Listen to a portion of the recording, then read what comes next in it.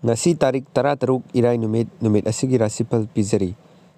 Mesh rasigi oina sinpham pairibasinggi kanajagani tana tiknaba yaudana warep lawganu dasa tagani.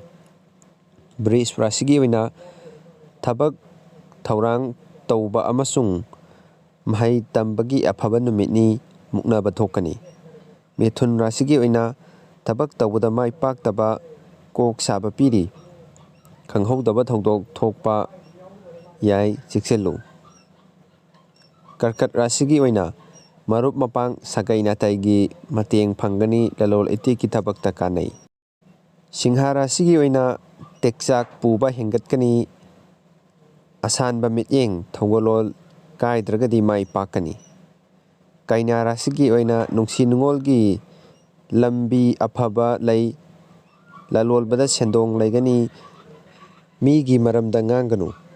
Tula rasigi oina yumgi amasung imung manungi thabakta maipunana hotnai wakal nungaitaba charang nagadori. Brisik rasigi oina marup mapang loina bata kanaba phangani atenba khongsa chatpa yai.